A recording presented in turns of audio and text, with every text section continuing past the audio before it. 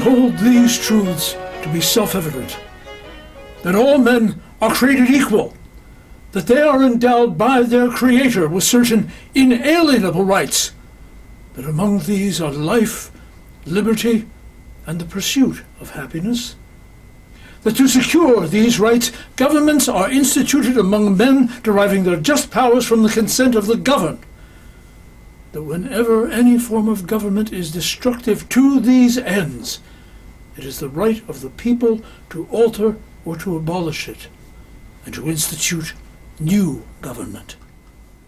Hi, I'm J.D. Sutton. Imagine being able to spend an hour or maybe more with Thomas Jefferson, and imagine that at some point during your time together, he invites you to ask him any questions you may have. His answers are sometimes surprising, but then that's what an encounter with Thomas Jefferson is like. Actually, there are several ways you can encounter Thomas Jefferson. Perhaps the most popular version is a one-act covering the three things he hoped to be remembered for writing the Declaration of Independence, of course, but also for writing the Virginia law that established religious freedom, and finally, as the founder of the University of Virginia. He called these three things his services to our country.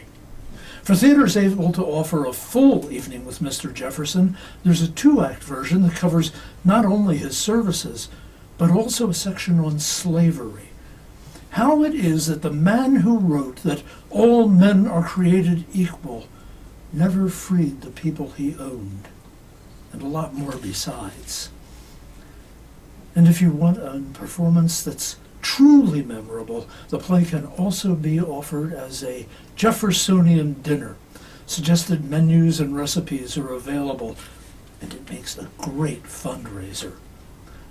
Regardless of which encounter you choose, the play always ends with his vision for what America's independence, our American democracy, our great experiment in self-government will mean to the world.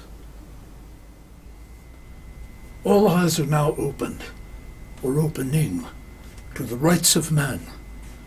The general spread of the light of learning has already laid open to every view the palpable truth, that the mass of mankind has not been born with saddles on their backs, nor a favored few booted and spurred ready to ride them legitimately by the grace of God. And I shall not die without the hope that light and liberty are on steady advance.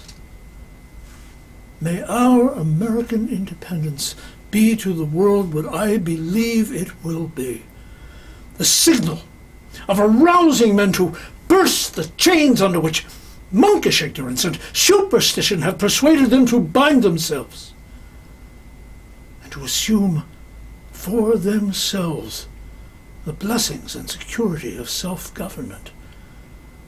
That we have established these rights here lift grounds of hope to others throughout the world. So spend a memorable hour or two with the man who defined American independence. Experience an encounter with Thomas Jefferson.